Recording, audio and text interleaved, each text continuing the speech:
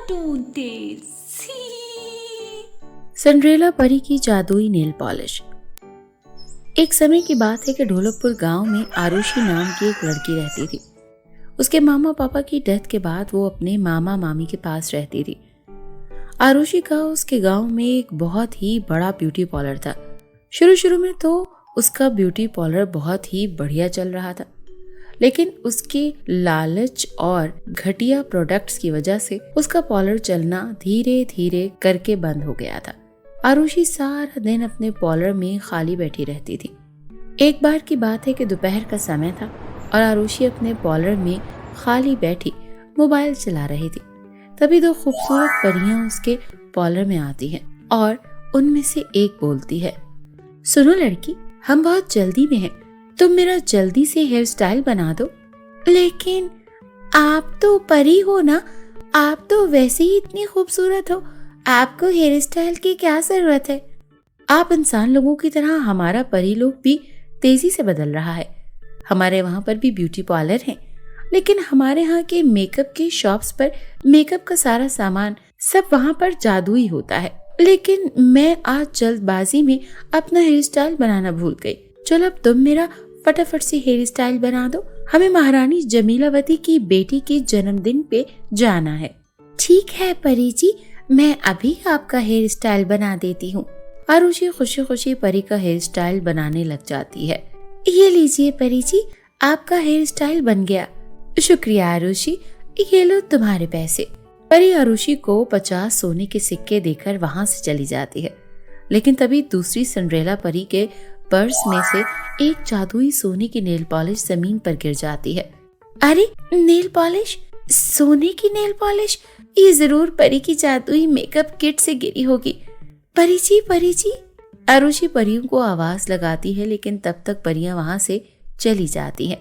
अरे ये परियां तो चली गई, ये सोने की नेल पॉलिश तो बहुत ही बढ़िया है, मैं इसे अभी खुद को लगाकर देखती हूँ। और जैसे ही आरुषि नेल पॉलिश लगाती है तो वो पहले से भी ज्यादा सुंदर हो जाती है और वो खुशी से कहती है, ओह माय गॉड, ये नेल पॉलिश तो जादुई है, मैं इसे लगाते ही गोरी सी एकदम खूबसूरत हो गई हूँ। अब देखती हूँ लोग मेरे पार्लर में मेकअप करवाने कैसे नहीं आते।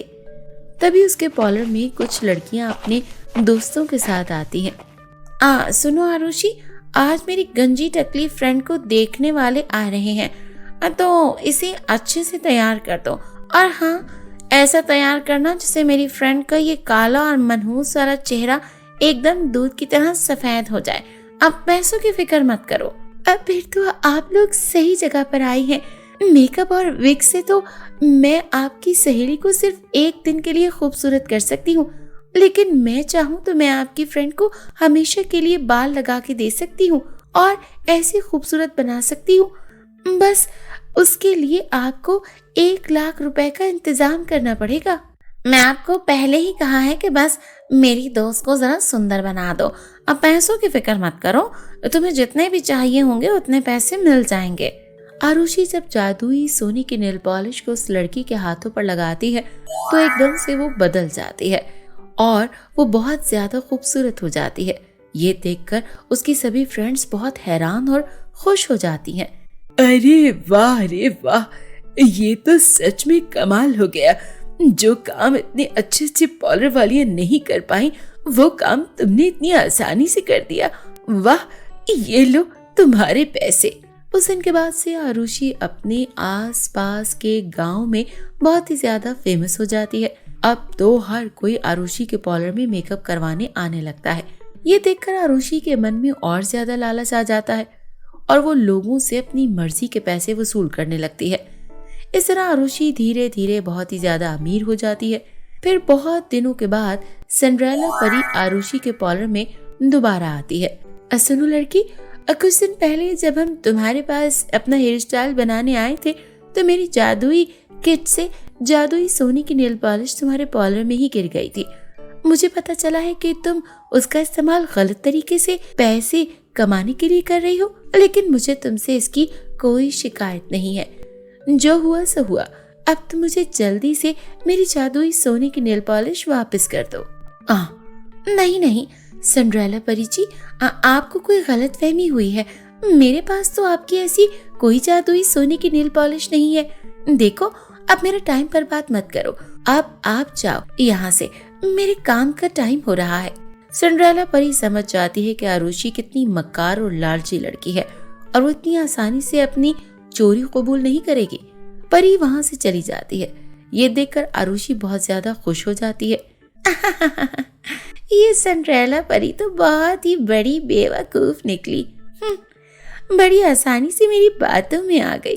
चलो अच्छा हुआ, भला टली, अब मुझे कोई परेशान नहीं करेगा।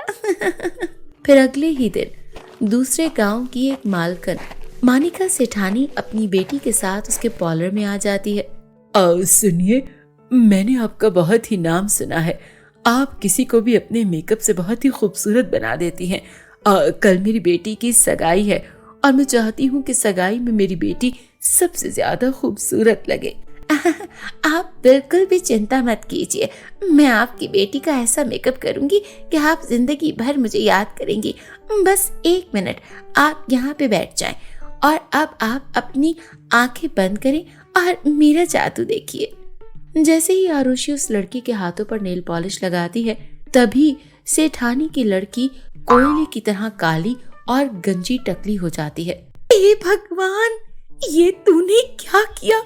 तूने मुझे काली और गंजी कर दिया। हे भगवान, अब मेरा क्या होगा? माँ, अब मेरी सगाई कैसे होगी? ये तूने क्या किया? तूने मेरी बेटी का चेहरा खराब कर दिया और उसे गंजा कर दिया। मैं अब तुम्हें नहीं छोड़ूंगी। इतना बोलकर सेठानी मानिका आरुषि के बाल पकड़कर खूब पिटाई करती है। प्लीज मुझे छोड़ दो, मुझे मत मारो, मैंने ये जानबूझकर नहीं किया। प्लीज प्लीज मुझे माफ कर दो, मुझे छोड़ दो।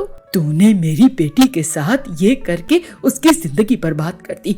अब मैं तुम्हारी जिंदगी इससे भी ज्यादा खराब कर दूंगी। रुक, मैं तुझे अभी बताती हूँ। मैं तुझे कोयले की तरह काली और गंजी न कर दिया, फिर मेरा नाम भी सेठानी मानिका नहीं। और फिर सेठानी मानिका आरुषि को मार मार कर आरुषि को काली और गंजी कर देती है। तभी वहाँ सिंड्रेला परी आ जाती है और आरुषि को काली और गंजी देखकर कहती है, आरुषि, तुमने मुझसे झूठ बोला और लालच किया, जिसकी तुम्हें ये सजा मिली है। अब जब जब तुम अपना चेहरा आईने में देखोगी, तब तब तुम्हें एहसास होता रहेगा कि लालच और झूठ बोलने की क्या सजा होती है। और हाँ, अब हमेशा के लिए तुम काली और गंजी रहोगी।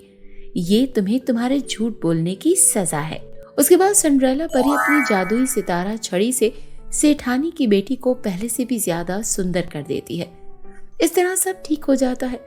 उसके बाद सिंड्रेला परी अपनी जादुई सोने की नेल पॉलिश लेकर वापस अपने परीलोक चली जाती है और आरुषि हमेशा के लिए काली और गंजी हो जाती है, जिसकी वजह से उसके पार्लर में भी कोई ग्राहक नहीं आता और उसका पार्लर झूठ और लालच की वजह से बंद हो जाता है।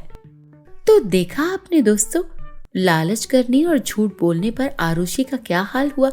तो दोस्तों, इस कहानी से हमें ये सबक मिलता है कि हमें कभी झूठ नहीं बोलना चाहिए और ना ही लालच करना चाहिए।